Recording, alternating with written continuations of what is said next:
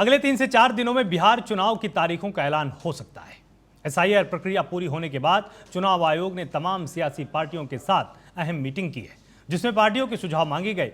BJP और RJD ने 2 चरणों में तो जेडीयू ने 1 चरण में चुनाव करवाने का सुझाव दिया है। साथ ही विपक्षी पार्टियों ने एसआईआर प्रक्रिया को लेकर भी चुनाव आयोग के सामने अपनी बात रखी है। आज जानने की कोशिश करेंगे कि चुनाव से पहले बिहार में किस पार्टी की कैसी तैयारी है, लेकिन उसके पहले पेश है ये खास रिपोर्ट।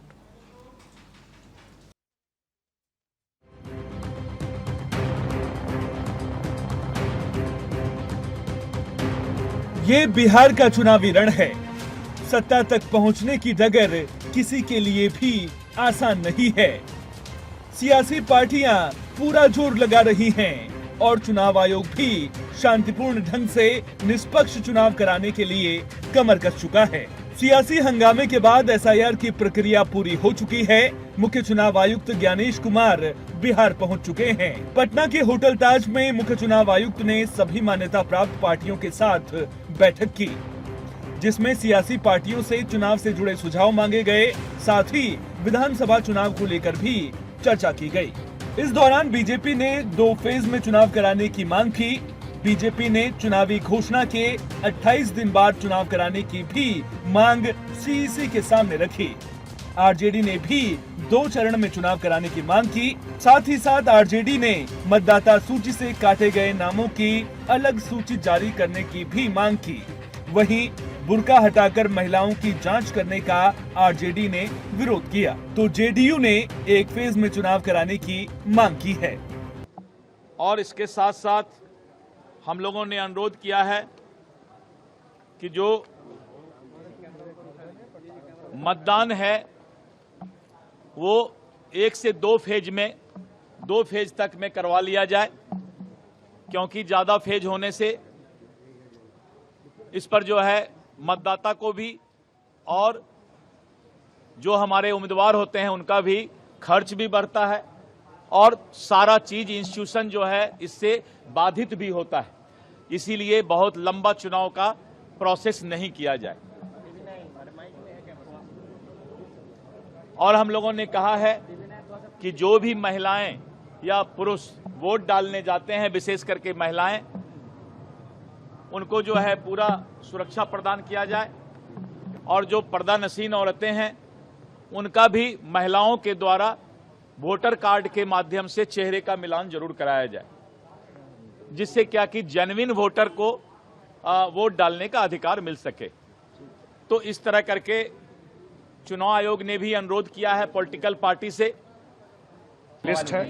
दूसरा, हम लोगों ने आग्रह किया है कि बिहार में 1 फेज में चुनाव। बिहार में लॉ एंड ऑर्डर, नक्सल कोई इशू नहीं है।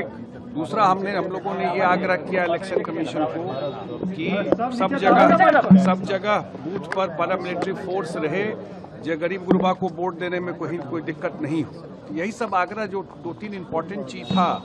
छठ के बाद बहुत सारे लोग रहते हैं, तो चुनाव का डेट तय हो जाए कि जो लोग बाहर से भी जो आते हैं छठ में वो अपना वोट दे सके।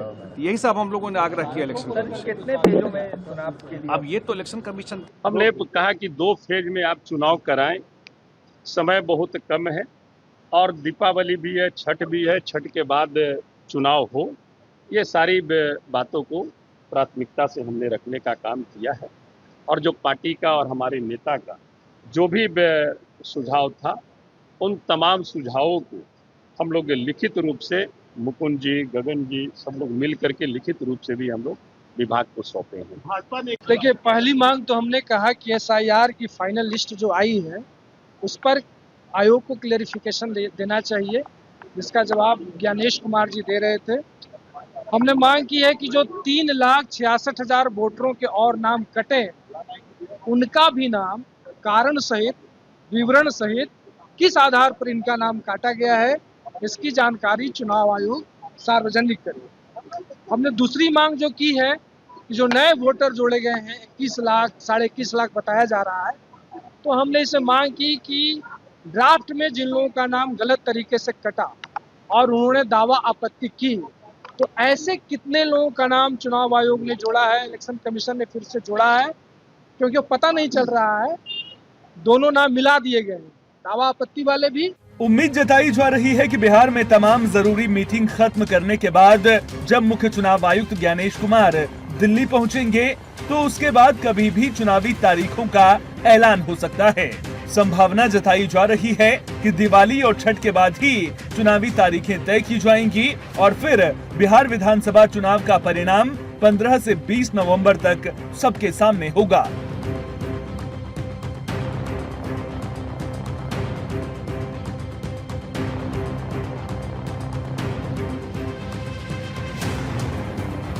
चुनावी तारीखों के ऐलान के इंतजार से पहले बिहार में एसआईआर भी पूरा हो चुका है।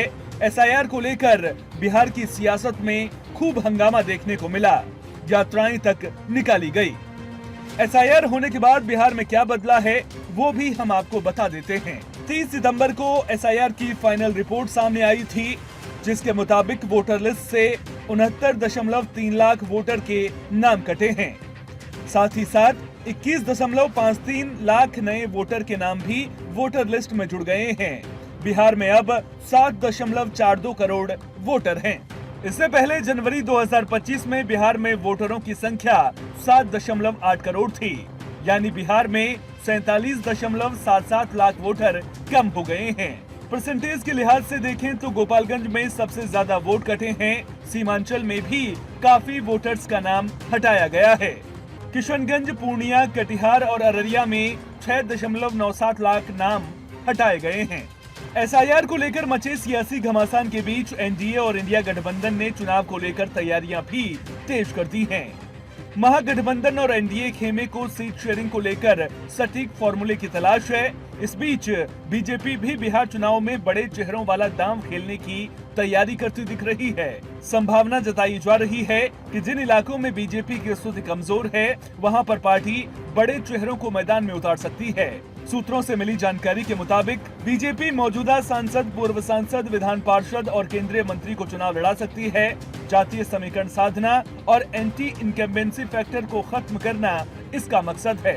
पूर्व केंद्रीय मंत्री रामकृपाल यादव चुनाव लड़ सकते हैं। उनके अलावा शाहनवाज हुसैन और नित्यानंद राय को भी बीजेपी द्वारा मैदान में उतारने की चर्चा है।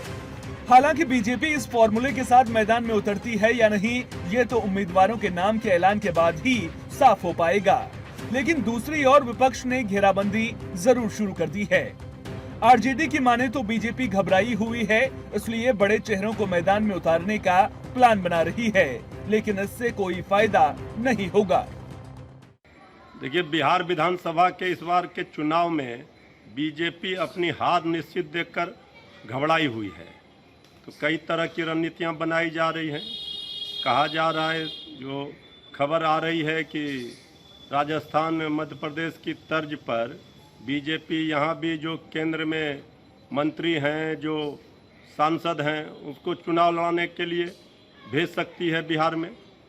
चाहे किसी को बीजेपी उतार दे मैदान में, इस बार जनता लड़ाई लड़ रही है तेजस्वी सरकार बनाने के लिए। कोई फर्क पड़ने वाला नहीं है, कोई चेहरे आ जाए। बिहार चुनाव से पहले सियासी पार्टियों के बीच चूहे बिल्ली का खेल खूब चल रहा है। आने वाले दिनों में सियासी वार पलटवार के साथ रैलियों और जनसभाओं का दौर तेजी पकड़ने वाला है। बड़ा सवाल ये है कि बिहार की जनता क्या चाहती है। जनता फिर से एनडीए पर भरोसा करेगी या फिर इस बार बदलाव के मूड में है।